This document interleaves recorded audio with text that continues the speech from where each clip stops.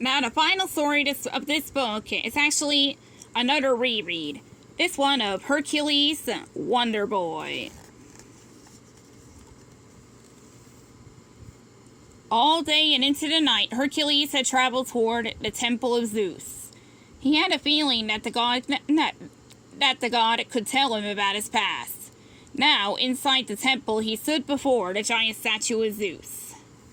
Suddenly, it started to move. A great stone hand reached down and scooped him up. "Didn't know you had a famous father, did you?" Zeus said with a laugh. "Surprise!"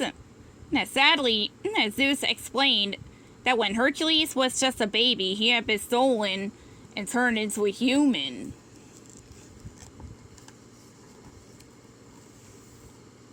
Hercules' superhuman strength was the only godlike quality he still had. "If you could prove yourself a true hero on Earth, your godhood will be restored," said Zeus. "Seek out Philoctetes, the trainer of heroes." And with that, Zeus snapped his fingers and a winged horse appeared in the temple. "Pegasus!" cried Hercules. He remembered playing with Pegasus as a baby.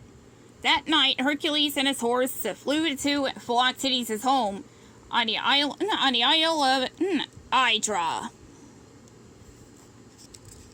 Phil trained Hercules to throw daggers and swords to rescue damsels in distress, using a doll for practice.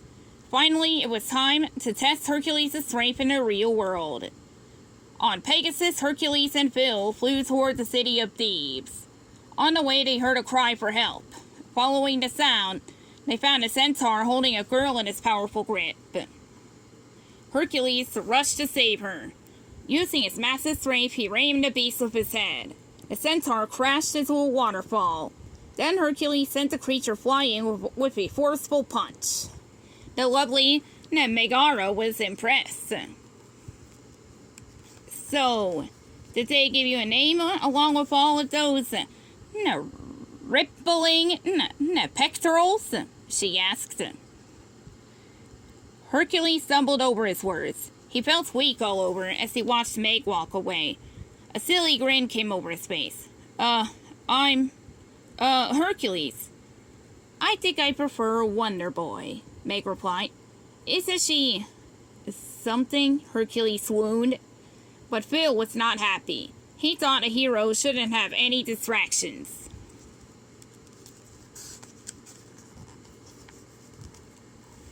They flew on to Thebes, a city prone to disaster. Hercules looked around, eager for a chance to be a hero.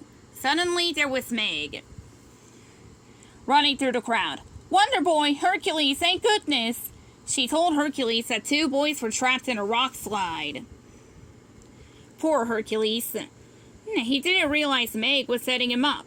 She had been sent by Hades, evil lord of the underworld.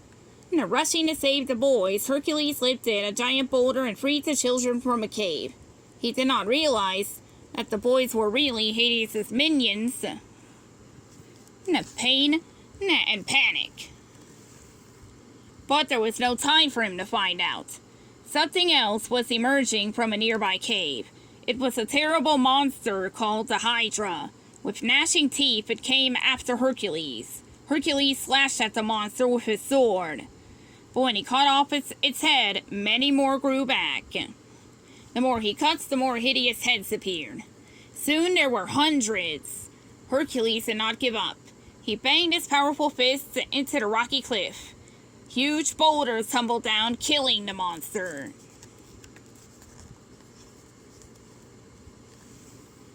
Soon Hercules was famous in Thebes, but he still could not return to Olympus. "Being famous isn't the same thing as being a true hero," said Zeus. "Look inside your heart." It did not take Hercules long to follow his father's advice. As he and Meg spent more time together, they began to fall in love. Little did Hercules know that Meg works for Hades. Long ago, she had sold her soul to him. Now Hades was using Meg to discover Hercules' weakness. Once he had defeated the strong man, and that Hades could wage a war against his enemy Zeus. Soon it was clear that Hercules' only weakness was his love for Meg. So Hades captured Meg and bargained with Hercules for his freedom. Give up your strength for about 24 hours, save the next 24 hours, Hades said. In the deal, Meg would be set free. Before he agreed, Hercules made Hades promise that Meg would not be harmed. Then, as he shook hands with the Dark Lord, his strength slipped away and a terrible war began. Under the sea, Hades released the Titans.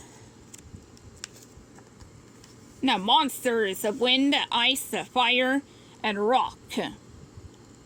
The Titans marched from their underground prison to battle Zeus. Meanwhile, Hades sent a monster Cyclops to keep Hercules from ruining his plans. Although Hercules was weak, Phil urged him to fight back. He believed Hercules could be a hero even without his mighty strength. Determined, Hercules grabbed a flaming torch and poked the Cyclops in his eye. Then he tied his feet together. As the monster stumbled and fell, it knocked over a giant column that fell toward Hercules. "Hercules, look out!" cried Meg. She pushed him out of the way and the column fell on her.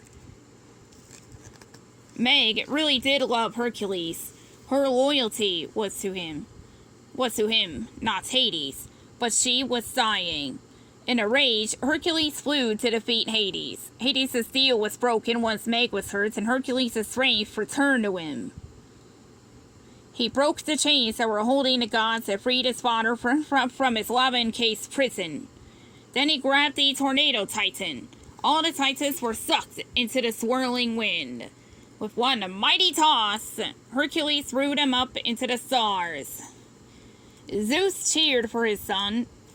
No, but Hercules wasn't finished yet. He had to save Meg. Racing into the underworld, he saw Meg's spirits floating in the pit of souls. As he jumped in and rescued her, a golden light surrounded Hercules. By risking his life for Meg, he had become a true hero at last. Finally, Hercules could return to Olympus, but he knew that he could not stay there. A life on Earth with Meg was better than an immortal life with the gods.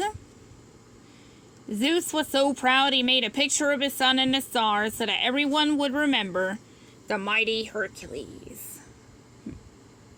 The end.